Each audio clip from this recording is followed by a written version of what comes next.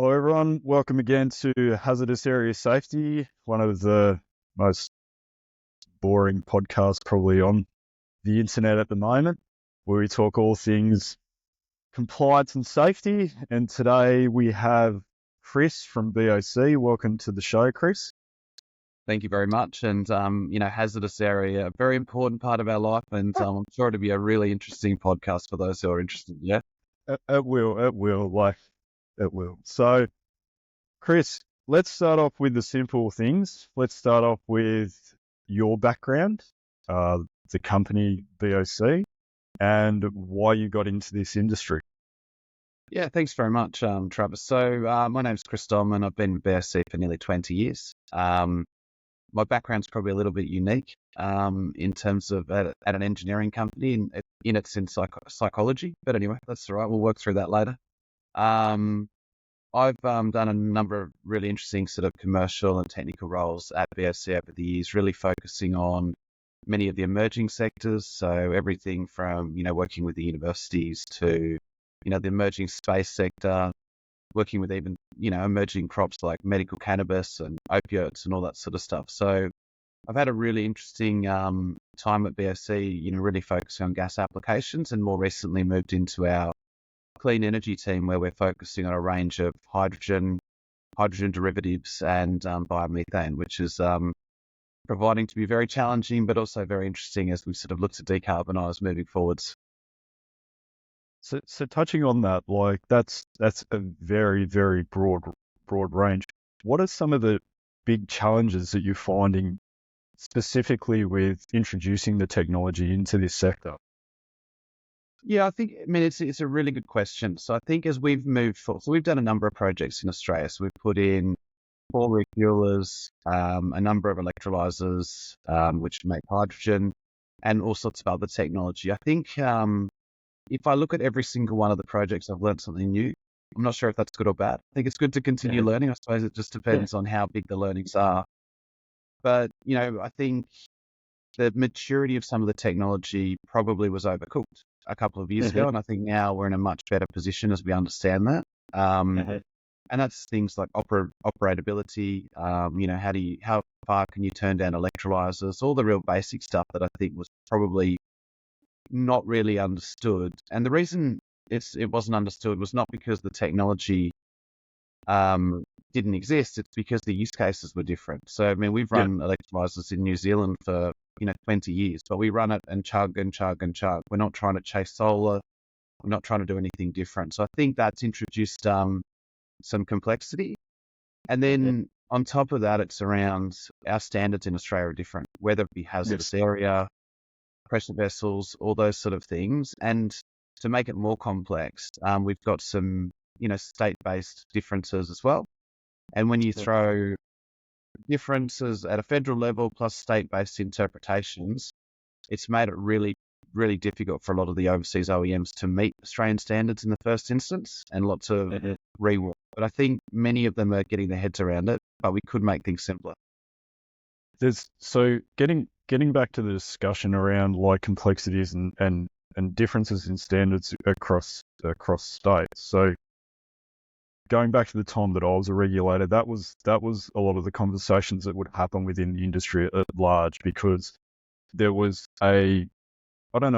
narrative's probably the best word to use in this scenario, but there was a narrative within the industry that the technology exceeded the requirements of the standard. Did you find that was a common like discussion topic when you were dealing with the regulatory space?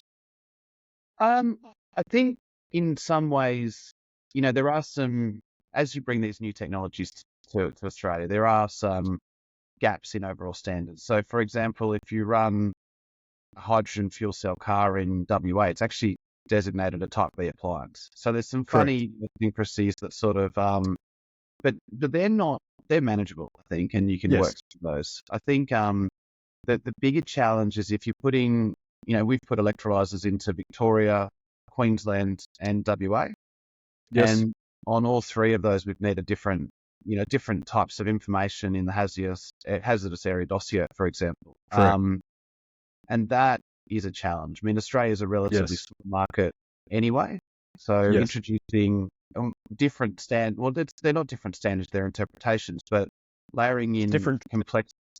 Yeah. It's different. What I would commonly, because the standards are the same, but it's a different trigger events and mechanisms that's required for acceptance of design, acceptance of installation, and energization of installation. Those are kind of the main three categories, and then the operational parameters and operational documentation requirements. So those are kind of the four main areas that differ from state to state and how they perceive that, and what you need to do to satisfy those requirements. And that isn't what the disappointment, what the improvement that could be is how that information is relayed to the market in general, because as you've said, you have installations all over Australia, New Zealand, and it's different. And how do you provide that compliant package to those various different organisations? Yeah, I think we have a bit of an advantage in that we've been in hydrogen for 80 years in Australia, so we've sort of started from a fairly good runway. But if you're a new electrolyser supplier or a new refueler supplier, that's a real challenge. Yeah. And it also, we're a small market anyway. Once you start making smaller markets, it actually makes it quite difficult for us to benefit from economies of scale overseas. So, it just pushes the cost up as well, which doesn't help anyone in a pretty tricky sector anyway.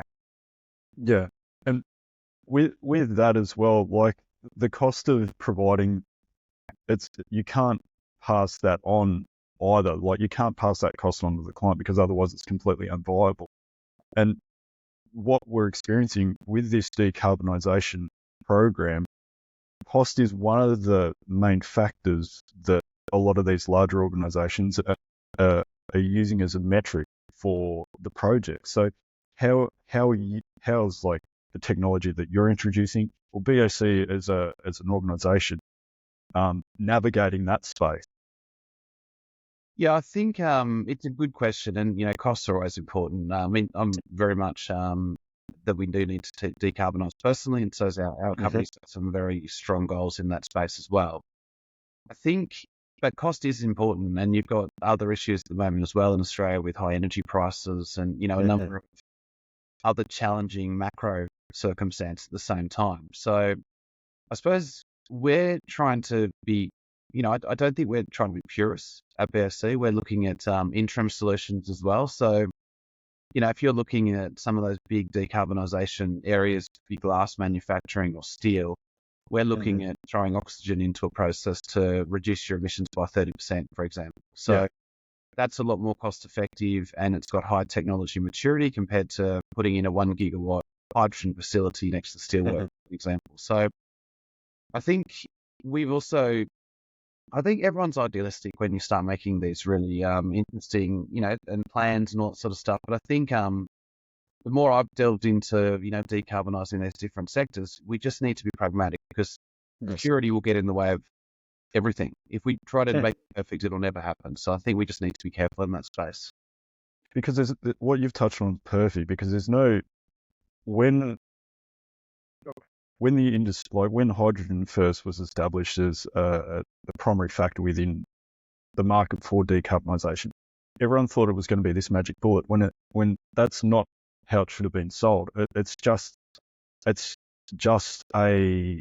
yes, it is a good catalyst for decarbonisation, but there's so many other technologies and there's so many other metrics that a company can be looking towards to reduce their overall carbon emission, or their target for like what their decarbonisation target needs to be.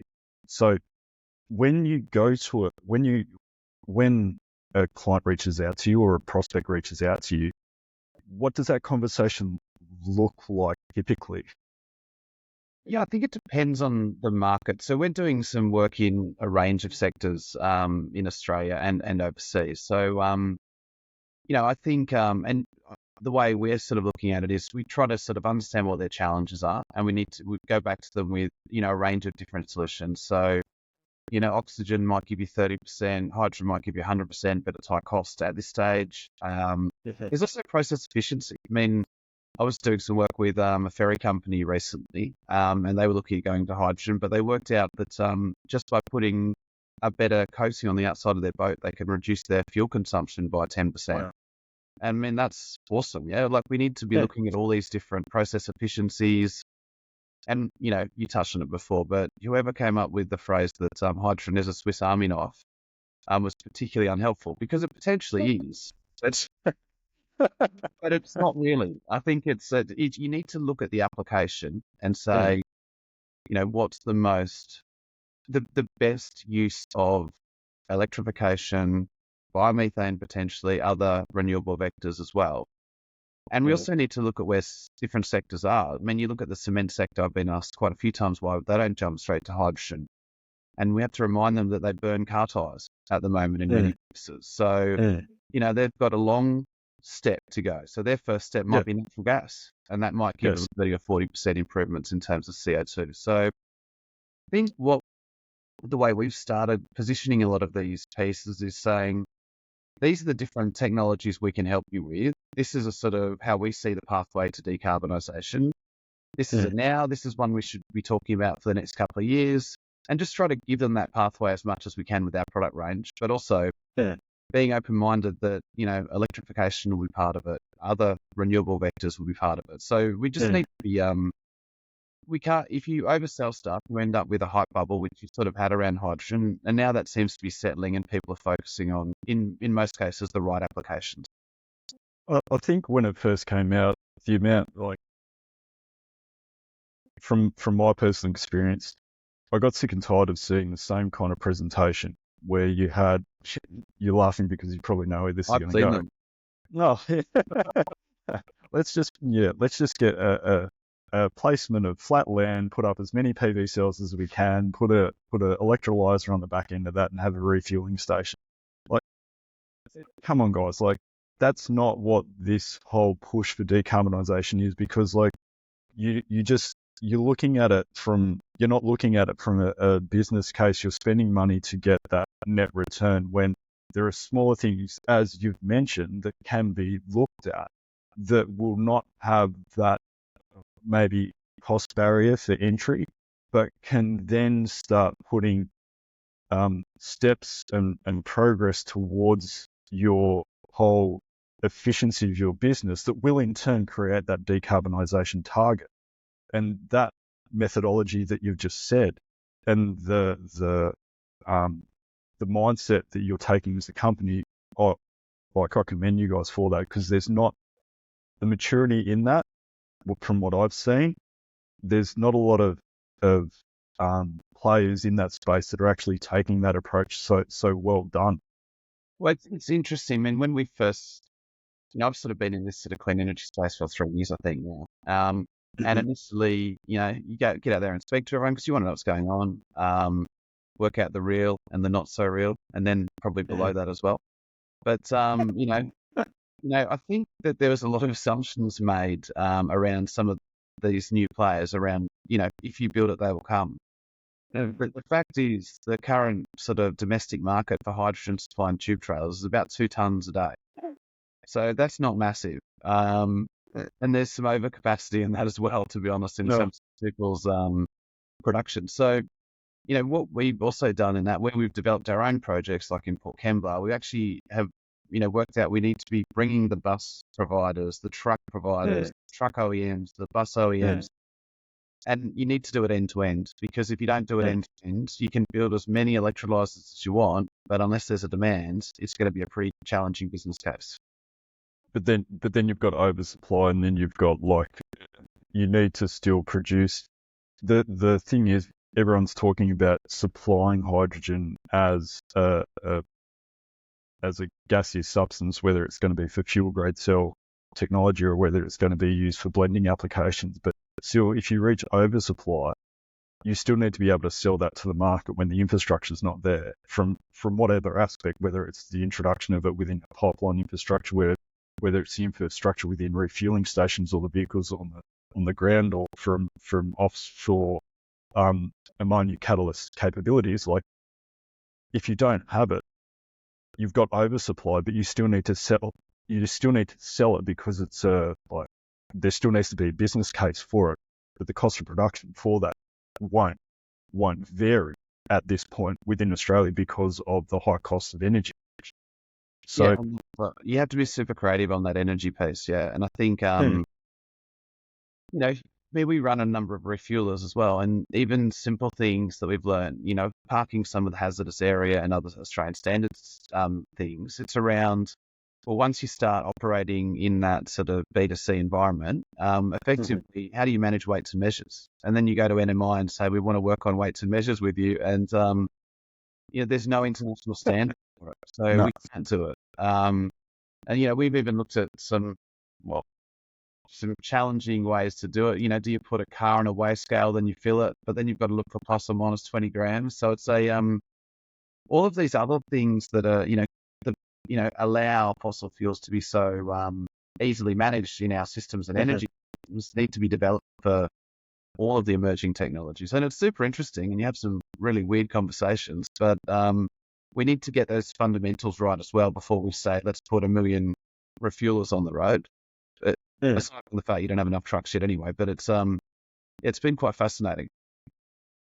Talking about that, like even from I think one of the biggest challenges that EL14, which is the committee that deals with hazardous area compliance, the challenge that they've had specifically around hydrogen is the dispenser, because so you know where this is going. Like, so typically if you look at from a classification perspective, when you're dealing with oil and gas, you've got a heavier than air presence, and so the dispenser, the electronics and its electrical connections and the process control boards that control that for the dispensing of it and the clock spring rates and all that kind of stuff, that's sitting above the hazardous area. But when you've got a dispenser with hydrogen, you've got this issue where, okay, what do we do with that?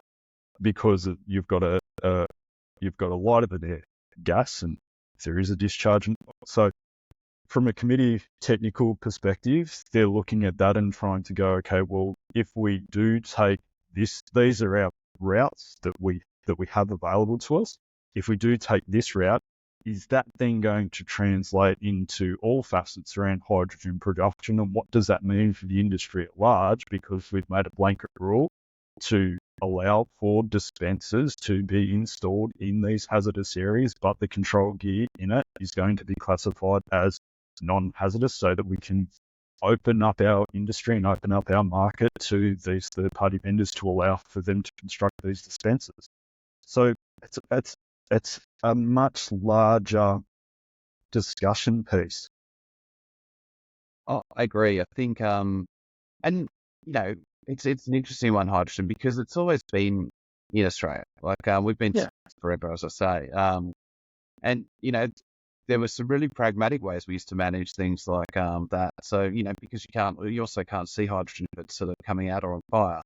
We used to have store brooms on the back of installations, and you'd wave it over the top, and if it was on fire, you had to play. I mean, obviously we've moved on from then, but that was very effective. Standard operation procedure, get out of straw broom. Yeah. But then let's be real here. But then the difficulty is, you've got to then, it's not only having that standard operation procedure for like waving the broom, it's also the standard operation procedure of using the broom as well. So like it just creates a myriad of problems. So I'm glad that we got rid of that. It was good for Bunnings, I think it's fair to say. But the technology's emerging and sort of getting better and all that sort of stuff. But I suppose, you talk to how do we manage that from a practical point of view from a subcommittee. Well, we also need to make sure, where you've got, there's probably 1,000 hydrogen refuelers in the world at the moment, maybe more. Probably more than that. Let's say less than 10,000 though. Most of them are operating in a really normal way within hazardous area requirements for, particularly California, Europe, Korea, and Japan. Yep. So, I suppose my view on all of this is let's not do something different. Like as much as we can be pragmatic about it. We need to make sure that we are, not creating something that is so different, it makes it hard for those vendors to come and do stuff here. Part of the time, I think it becomes the novelty leads to a witch hunt. And so instead of looking at it and going, okay, well, we can adopt the learnings from these other countries. Typically what happens is the adoption of learnings is only from the incidents that occurs from those countries. So you're not looking at all of the successful projects, the learnings from those. You're going, okay, well, because this and this and this happened, and these are the incidents, and these were the outcomes, and these were the explosions, we're going to have hesitation around until we find what happened there and relate that back to Australia. And that hesitation comes, that hesitation from the industry's perspective is then a bottleneck for project rollout. And then what we educate people with dealing with regulators is there are certain approvals that you need to go to for the regulator, and they're those trigger mechanisms. But when you're searching for, when you're trying to get a project done, going to the regulator and going, these are the standards that we're complying with. These are the gaps within those standards because of our technology or because of our end-use application, whatever that is. These are our engineering controls that we put into to bridge or to mitigate that. This is what it is. And it's better to sell that than to go to the regulator and go, what do we do here? Because we need to understand that the regulator probably don't have technical application that a specialist engineering consultancy firm does around hydrogen projects, because they deal with law, legislation, safety, and the performance requirements, not the practical implication that your project or the principles of your project or the end use of your project has. I agree with that. I mean, I think that's part of industry's role. I mean, we've got one of our internal gurus, for example, on ME93, which is the Hydrogen Standards Committee. And I think there is an obligation for us to bring, real world data to people who are trying to make decisions on this sort of thing. Because, one of the challenges is if you don't bring that, then you bring in Captain Google, and, if you Google hydrogen fuel stations, you probably don't get 10 things about the 10 ones that worked. You probably get the one that, had an issue. So, that's something we have an obligation to do as well, to make sure that, everyone's getting the full suite of information that's, accurate, fact-based, and, shows that, there have been challenges on some of the refuels, for example, overseas. There was one in Europe the other day. And to be honest, we get sent them all the time saying, do you know anything about this? And I'm like, well, no, I'm in Australia, not Austria. But, but, and it's still under investigation as well. It's still under investigation. It happened yesterday. Yeah, exactly. So I don't know. Oh, sorry. I'm dealing with an international fire investigator, and they're going to tell me the fire language. Oh, yeah. Once I get that, I'll send it straight through to you. Sorry, guys. Yeah, and I think we've written, and the other thing is, some of this technology is new, but a lot of the sort of internals around, hydrogen refueler, for example, is not. So it's it's a compressor. How many compressors are across Australia? There's heaps. There's heaps of hydrogen ones. There's heaps of natural gas ones, and all that sort of stuff. So I think there's also that it's not the emperor's new clothes. It's just new applications, and I think that's part that we also need to not, and you sort of, that it did get a bit overcooked, mostly because of the hype around hydrogen, I think. Because I think everyone's like, oh, well, we need to know everything about it straight away because it's going to be everywhere tomorrow. And it's, it hasn't transpired that way. It is moving now again with some really good government support, but it's, it's taken longer than even we thought it would, to be honest. There's also a portion in that about the selling of it too. So, within the industry, within the engineering community at large, there's still very much this a mindset that that the standards are prescriptive, that we want a standard to tell us what to do, and it will we want to have it see a flow chart to tell us what to do and to show us what the outcomes will be. And what the industry needs to start moving or transitioning towards is within Australia and New Zealand, we don't have that prescriptive framework. We have a performance-based standard system. The standard sets out what the limitations are, what the end use performance requirements are, how you get there.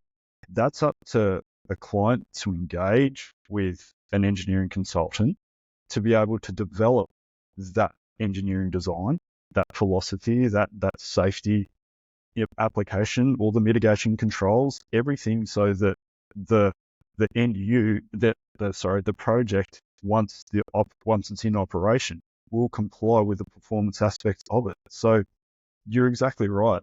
That maturity, I think maturity is probably the best word for it. The maturity that the industry are going through and the transition to understand that's what we're seeing now. We're seeing people start to get that concept. Yeah, I think so. And I think people have, once you start moving something from, a glossy PowerPoint presentation to a piece of kit on the ground, and then people come see that, and, it gives people a bit more context and sort of, I don't think that the hydrogen sector is very manageable, and technically, it's very doable. Commercially challenging, but I think, we also need to make sure that you've got a little bit of prescriptiveness in for someone who's going to start from scratch. So for us, for example, because we've been involved in, Australian, New Zealand industry gas standards, we've sort of created them in the UK and Germany and all that sort of stuff. We're fairly mature and we can manage through that process. But the last thing we need is for people who, buy a piece of kit from, a random country and, put themselves in trouble because they don't have that, innate learning and understanding of hydrogen and, hazardous area in particular. That's going to happen. Unfortunately, because we live in an open market, there are going to be some players that do that. There will be, and but luckily within Australia, like from the people that are importing that, there's responsibilities for that individual or that business who are importing those, and if they don't want to comply, then there are laws that protect the individual who is purchasing that. But I agree with you as well. There needs to be a framework that's adopted regardless of what technology you're using. And I think from a maturity perspective, we're seeing that Queensland and WA, from an uptake perspective, they're getting their hands around it quite well. And I think the other states and territories are looking towards Queensland and WA specifically for the learnings and the outcomes that they have, so that they can start adjusting and making the changes necessary within their framework to accommodate for that. So, for example, in Queensland, like there's talk around, because of Type B application, there's talk around, okay, well, instead of a gas fitter being able to do it, we're going to have a hydrogen endorsement. So you have your Type B gas fitting, a Type B gas fitter who has a hydrogen endorsement. They're there for the hydrogen aspect around the gasification of that project. I see that as a step forward and the right progress that we want to see, and to enable like a kind of an audit process before a installation is energized. Yeah, and I think there's a balance. I mean, it's interesting you sort of say those two states. We found them the probably the trickiest places to do hydrogen projects today. And that's the interpretation piece, which is the challenge. But I think, if the collaboration between the states is pretty critical in that. And, there's a lot of talk about, people saying that all of the plumbers will be hydrogen fitters. I just don't see that happening. I mean, I don't really see a lot of hydrogen coming to houses anyway. I think, there's probably a role for the network for big industrial users and potentially hydrogen and biomethane through it. But yes, I think, yeah, I mean, if you're a plumber and you're running out to get your hydrogen certification, I probably wouldn't do it just yet. I think you've got a few more years of natural gas and LPG and other, more conventional vehicles. And I think even from that, like I think if we look at a time horizon of say 18 months to 2 years, there still won't be that mass adoption anyway. Not so much mass adoption, but from like a use case for a domestic market, I don't think it's going. I personally don't see it. I see it more for heavy industry to be a factor in their decarbonisation and for their efficiency of their own infrastructure. But from a domestic perspective, no. You see, like everyone was scared that we were going to be able to see like a hydrogen generator that you can, plug into your house. I don't see that. Otherwise, we'd see, fuel dispensers at everyone's house, or we'd see, small scale gas generators in everyone's house, and we don't see that realistically. No, well, I think if you're looking at the sort of residential space, there's it's probably more energy efficient to put a battery in anyway in the short term. I mean, maybe that changes over time. But I can't see myself running an electrolyzer. Well, I did run a little electrolyzer at home with one of those remote control cars. Very much impressed my kids with. But I don't see myself doing anything significantly bigger than that. You didn't make a 3D model of your house and put PV arrays on it and like have that going down to a little electrolyzer and take that in and say, look at what we're doing, everyone.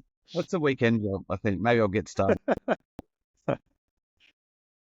Excellent. So one of the big aspects that's happening now, that if we can just shift into the refueling technology, because I noticed that BOC's, that's one of the sectors that is a talking point. What's the thought with BOC at the moment with normal transfer versus cryogenic transfer? Yeah, it's a with good hydrogen. question. So I think if you see what our technology roadmap is as part of the Lindy Group, I think when you're looking at smaller volumes, then gaseous makes sense, and I think cars will stay at 700 bar. Cars will probably be complementary to EVs. I'm not sure that the hydrogen car will necessarily be the winner there, but I think it's probably still too early to tell.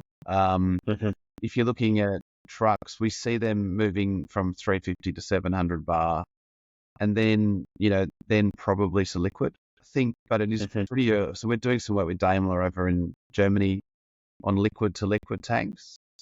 Yes. Most of the other sites where we have liquid, it's actually liquid to gas tanks. So we sort of have three, a range of three, and we'll exclude pressures because they're, the pressure's the pressure. So we'll do gas to gas, which we've seen in Australia, and I think we'll see that rolled out further in Australia while the volumes aren't massive. Once you get bigger volumes, then you can justify having liquefaction. And liquid refuelers or liquid to gas actually have some real benefits in terms of you've already done the cooling somewhere else. So, I think they'll play a part in particularly the bigger trucks.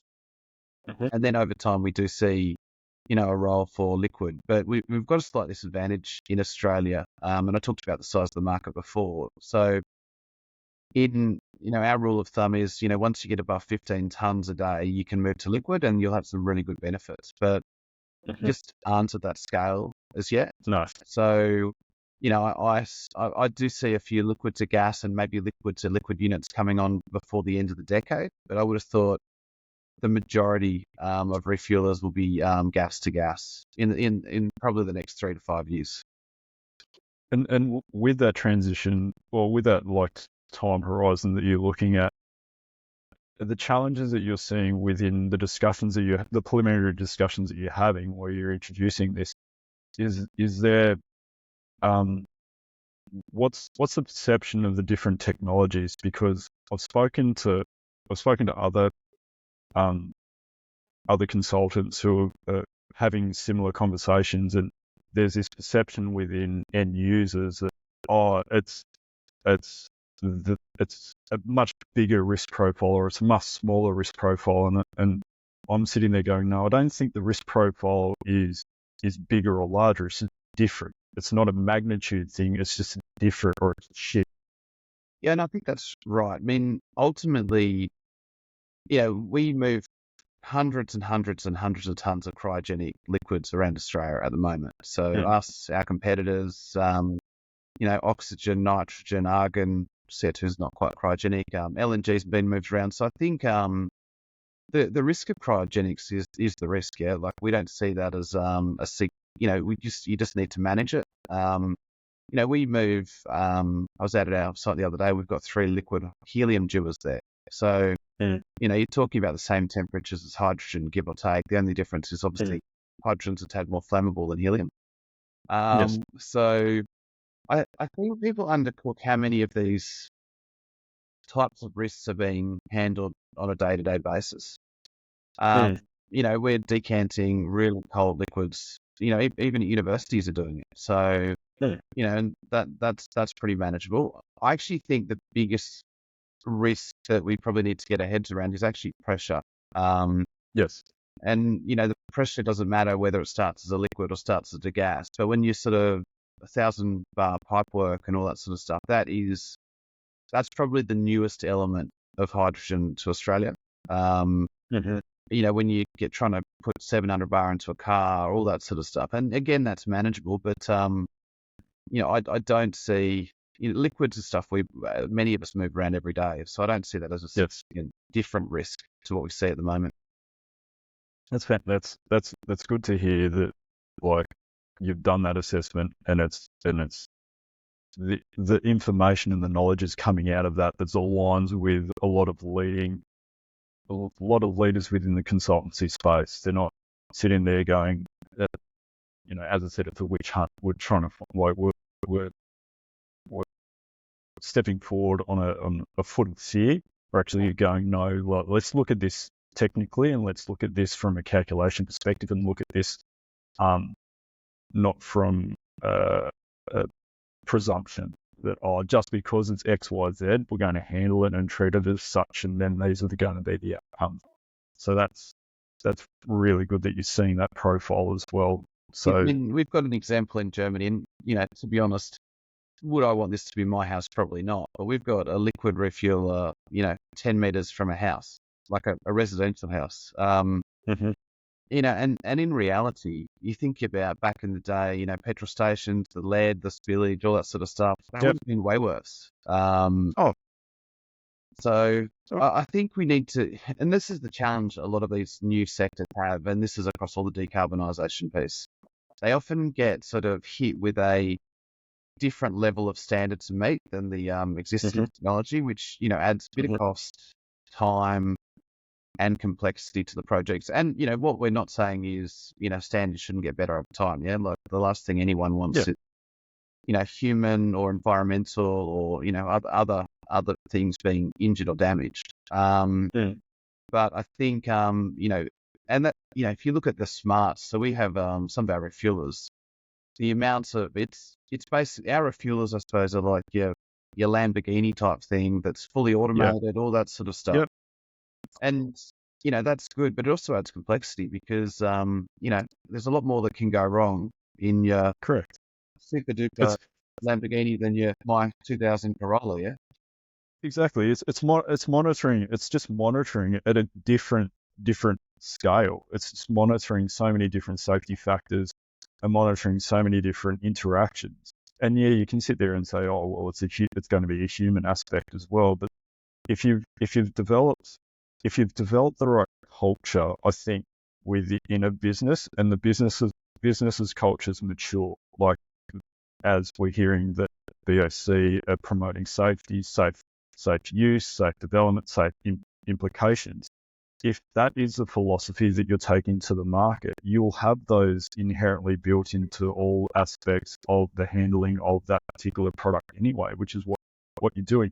But as you've said, the complexity that goes with that, but the ongoing complexity, like the management of that complexity, the maintenance activities that go along with it, they is something that have to be spoken about in a proactive manner and on a good forum as well.